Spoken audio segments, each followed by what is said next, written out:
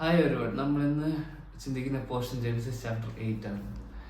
Genesis 8 നമ്മൾ കാണുന്നത് നോഹ പട്ടണത്തിൽ നിന്ന് പുറത്തിറങ്ങുന്ന നോഹ യാഗം അർപ്പിക്കുന്നതായിട്ടും ദൈവത്തിന് യാഗം കൊടുക്കുന്നതായിട്ടും അതുപോലെ ദൈവം ഒരു പ്രോമിസ് അവിടെ ചെയ്യുന്നതായിട്ടും നമ്മളിവിടെ കാണുന്നുണ്ട്.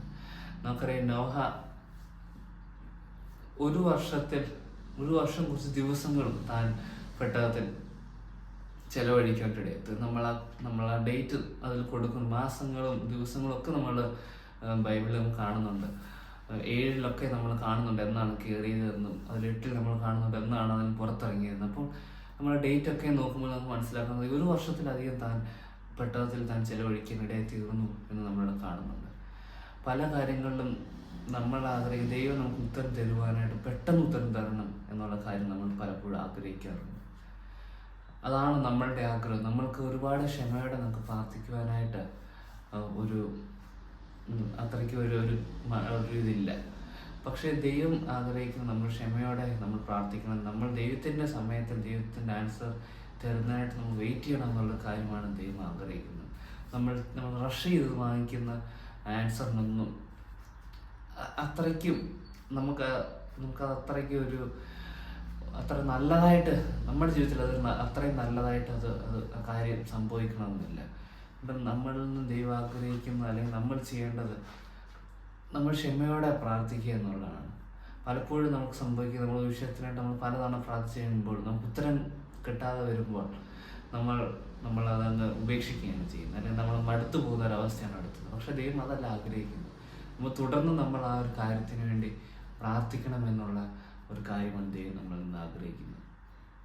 അങ്ങനെ നോഹ പുറത്തിറങ്ങിയപ്പോൾ നോഹ ആദ്യമേ ചെയ്തത് ദൈവത്തിന് യാഗം കൊടുക്കുന്ന ഒരു കാര്യമാണ് താൻ ആദ്യം ചെയ്തത്. താൻ ആദ്യം ഇറങ്ങിയിട്ട് തനിക്ക് വീടുണ്ടാക്കുന്നതിനെ പറ്റിയോ അല്ലെങ്കിൽ താൻ എന്ത് ചെയ്യുന്നതിനെ പറ്റി വ്യാകുലിച്ച് അവിടെ ഇരിക്കുന്ന ഒരു കാര്യമല്ല അവിടെ സംഭവിച്ചത്. താൻ ആദ്യമേ ഇറങ്ങിച്ചെന്ന് ദൈവത്തിന് കൊടുക്കേണ്ട താൻ ദൈവത്തിന് കൊടുക്കുകയായിരുന്നു ചെയ്തത്. അപ്പോൾ ദൈവം നമ്മളിൽ നിന്നും ആഗ്രഹിക്കുന്നത് തന്നെയാണ് ആ ഒരു പ്രയോറിറ്റി ദൈവത്തിന് കൊടുക്കണം എന്നുള്ള കാര്യമാണ് ദൈവം ആഗ്രഹിക്കുന്നത്. അതുപോലെ തന്നെ നമ്മൾ കാണുന്ന ദൈവം ഒരു പ്രോമിസ് അവിടെ തരുന്നിട്ട് കാണുന്നുണ്ട്. ദൈവം പറയുന്നത് ഇനി ഞാൻ ഈ ഭൂമി ശപിക്കുകയില്ല, ഞാൻ ഈ മൃഗങ്ങളെയും മനുഷ്യരൊന്നും ഞാൻ നശിപ്പിക്കുകയില്ല എന്നുള്ളൊരു പ്രോമിസ് ദൈവം അവിടെ തരികയാണ്.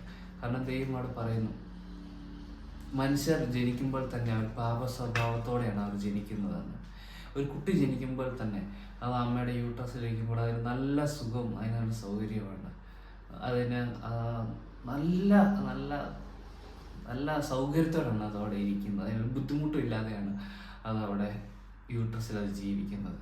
പക്ഷെ അത് പുറത്തേക്ക് വരുമ്പോഴോ നമ്മുടെ അന്തരീക്ഷത്തിൻ്റെ ചൂടും അതിൻ്റെതായിട്ടുള്ള അവസ്ഥകളൊക്കെ വരുമ്പോൾ ആ കുഞ്ഞിന് അതൊരു അസഹനീയമാകുന്നു, അതിന് സങ്കടം വരുന്നു, ദേഷ്യം വരുന്നു, അതിനാൽ അത് കരയുന്നു.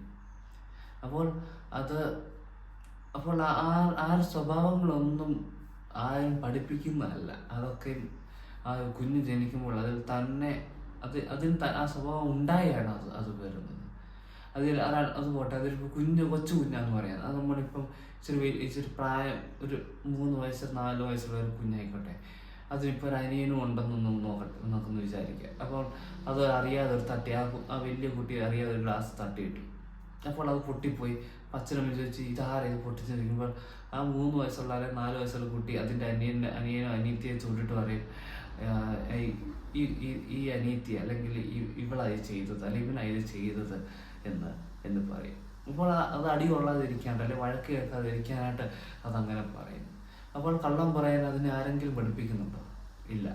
അത് പറയാൻ കാരണം അതിൻ്റെ ഒന്നിലും ആ കുട്ടിയാണെങ്കിൽ പോലും ഒരു പാപ സ്വഭാവം അതിലുണ്ട്. അതുകൊണ്ട് ദൈവം പറയാണ് ഈ പാപസ്വഭാവ മനസ്സുള്ളത് കൊണ്ട് ഞാൻ ഇവരെ ഇതുപോലെ നശിപ്പിക്കുകയില്ല എന്നുള്ളൊരു പ്രോമിസ് അവിടെ ദൈവം പറയുകയാണ് ചെയ്യുന്നത്. കാരണം ദൈവത്തിന് അറിയാം നമ്മുടെ പാപ സ്വഭാവത്തിൽ നമ്മൾ ചെയ്യാൻ സാധ്യതയുള്ളത് പാപം മാത്രമാണ് ദൈവത്തിന് അറിയാം. അതുകൊണ്ടാണ് ദൈവം അവിടെ അങ്ങനെ പറഞ്ഞത്. യേശുക്രിസ്തുവിനെ നമുക്ക് വീണ്ടെടുപ്പ് തന്നു, നമുക്ക് വീണ്ടെടുപ്പൊക്കെ ദൈവം ഒരുക്കി തന്നു. എന്നിട്ടും ദൈവം ആഗ്രഹിക്കുന്നത് നമ്മൾ തിരികെ വരണമെന്നുള്ളതാണ്. ദൈവം നമ്മളിപ്പോൾ തെറ്റ് ചെയ്താലും ഉടനെ ഒന്നും ദൈവം ശിക്ഷിക്കാത്തത്. ദൈവം ആഗ്രഹിക്കുന്നത് നമ്മൾ സോറി പറയും നമ്മൾ എത്രയും വേഗം നമ്മൾ തിരിച്ചു വരണം എന്നുള്ള കാര്യമാണ്. അപ്പം ദൈവത്തിൻ്റെ ക്ഷമയെ നമ്മൾ പരീക്ഷിക്കരുത്. ദൈവം അതുപോലെ തന്നെ ദൈവം രണ്ടാമത് വരുമല്ലോ. അപ്പോൾ ദൈവം യേശു കർത്താവ് രണ്ടാമത് വരുന്ന ആ രണ്ടാമതുള്ള വരവിനായിട്ട്, അതായത് കാലതാമസം എടുക്കാനുള്ള കാരണം അതുകൊണ്ടാണ്. അനേകർ ഇപ്പോഴും ഉണ്ട് ഭൂമിയിൽ. അവരൊക്കെ യേശു കർത്താവിനെ അറിയാതെ പാപത്തെ തുടർന്നുകൊണ്ട് ജീവിക്കുകയാണ്. അവർക്കൊക്കെ യേശു കർത്താവിനെ പറ്റി കേൾക്കുവാനും അവരുടെ മനം തിരിഞ്ഞ് അവർ വരുവാനായിട്ടും കൂടെ യേശു കർത്താവ് അല്ലെ ദൈവം അവിടെ കാത്തിരിക്കുകയാണ് എന്ന് നമ്മൾ മനസ്സിലാക്കാൻ സാധിക്കും. അദ്ദേഹത്തിൻ്റെ ക്ഷമയെ അതുകൊണ്ട് നമ്മൾ പരീക്ഷിക്കാൻ പാടില്ല. നമ്മളതുകൊണ്ട് ഇന്ന് നമ്മൾ ചിന്തിച്ച 3 കാര്യങ്ങൾ. ഒന്നാമത് നമ്മൾ പ്രാർത്ഥിക്കുമ്പോൾ നമ്മൾ മടുത്തു പോകാതെ നമ്മൾ പ്രാർത്ഥിക്കണം. നമ്മൾ കുറച്ച് നാൾ നമ്മൾ പ്രാർത്ഥിച്ച ശേഷം ഉത്തരം കിട്ടത്തുമ്പോൾ നമ്മൾ നിർത്തരുത്. എന്നാലും നമ്മൾ കണ്ടിന്യൂസ് ആയിട്ട് നമ്മൾ പ്രാർത്ഥിക്കണം. നമ്മുടെ പ്രയോറിറ്റി എവിടെയാണ് കിടക്കുന്നത് നമുക്ക് സ്വയമായിട്ട് പരിശോധിക്കുക. അതുപോലെ തന്നെ മൂന്നാമതായിട്ട് നമ്മൾ പാപസ്വഭാവമുള്ളവരായിട്ടാണ് ജനിച്ചത്. നമ്മൾ യേശുക്രിസ്തു നമുക്ക് വീണ്ടെടുപ്പ് തന്നു. എന്നാലും നമ്മൾ പാപത്തിൽ തുടരരുത്. നമ്മൾ പാപം ചെയ്താൽ നമ്മൾ ഉടനെ തന്നെ സോറി പറഞ്ഞ് ദൈവത്തോട് നിരപ്പ് പ്രാപിക്കാനായിട്ട് ദൈവം നമ്മളെ സഹായിക്കട്ടെ. ദൈവത്തിൻ്റെ നാമത്തിൽ